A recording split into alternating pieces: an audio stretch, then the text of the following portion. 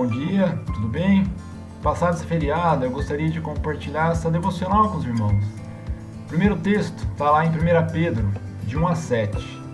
Diz o seguinte: para que a prova da vossa fé, muito mais preciosa do que o ouro que perece e é provado pelo fogo, se ache em louvor e honra e glória na revelação de Jesus Cristo. E também lá em Isaías, capítulo 43, verso 2: quando passares pelas águas, estarei contigo, e quando pelos rios, eles não te submergirão. Quando passares pelo fogo, não te queimarás, nem a chama arderá em ti. A metáfora do fogo, ela é muito usada na Bíblia e assim como em toda a antiguidade, na cultura grega, cultura romana.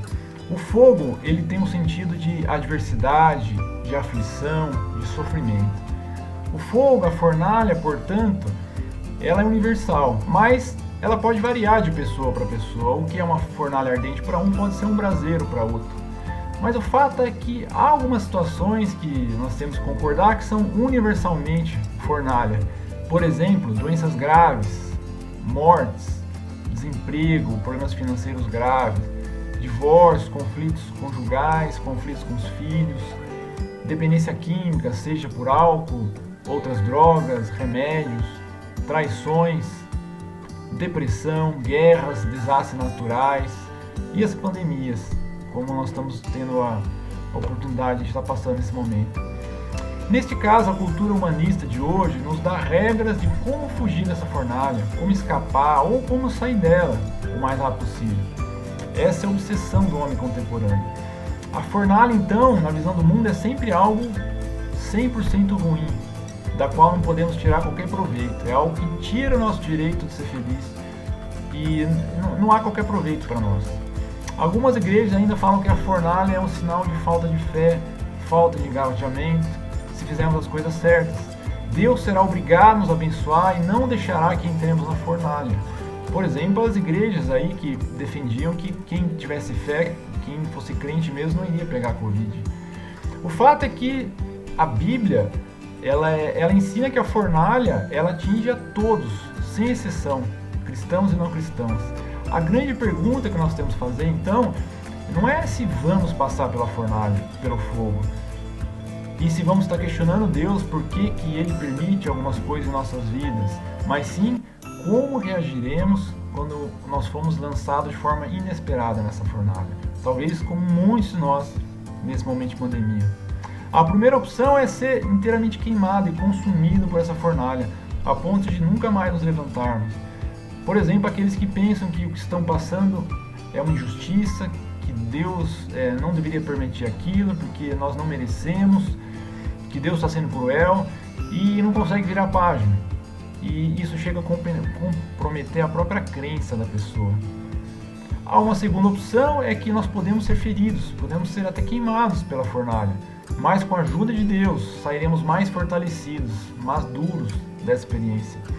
Por exemplo, aqueles que passam pela incomparável tragédia de perder um ente querido, um familiar próximo, mas conseguem, no seu devido tempo e vencendo um dia após o outro, amadurecer com aquela situação, aproximar-se de Deus e de outros amados e usar aquela dor para abençoar outras pessoas que virão passar por aquela mesma situação em outras oportunidades. Ou seja, são aqueles que não desperdiçam a sua dor.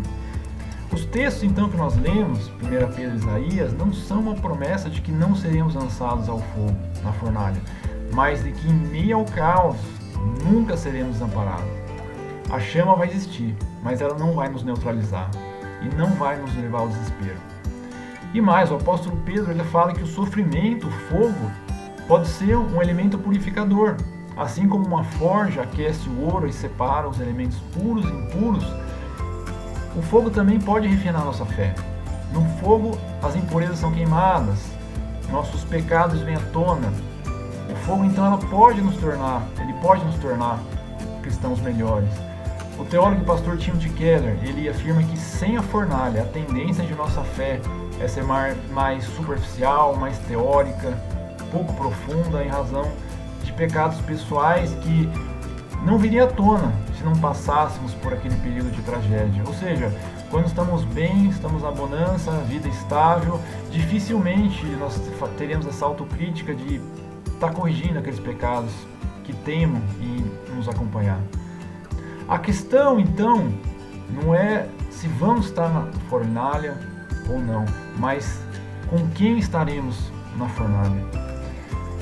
Tem um texto bíblico muito famoso que trata dos amigos de Daniel, né? Todos conhecem a história. Sadraque, Mesaque e Abednego foram jogados na fornalha por Nabucodonosor porque se recusaram a prestar culto ao imperador. Eles não só foram jogados, mas aquela fornalha, diz a Bíblia, que foi aquecida 7 vezes mais que o normal. Porém, 3 homens entraram, mas o imperador viu 4 pessoas dentro da fornalha. O que significa? Quem era essa quarta pessoa? Essa quarta pessoa era um anjo que simbolizava a própria pessoa do Deus encarnado, Jesus Cristo. Aqueles 3 homens, então, eles entraram na fornalha, sem saber o que acontecia. A única certeza do que aconteceria é que Deus estaria com eles em meio à fornalha. Essa é a única certeza que aqueles 3 homens tinham e a única certeza que nós temos em nossas vidas. O mundo às vezes pode parecer estar implodindo ao nosso redor. A fornalha parece estar sendo aquecida, não 7, mas 70 vezes mais que o comum, tirando nossas forças, nossas esperanças.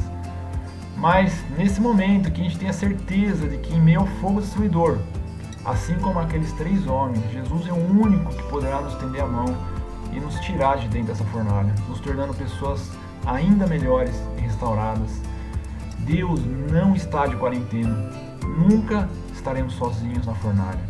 Que tenhamos essa convicção em nossos corações e dessa verdade. Que Deus abençoe seu dia.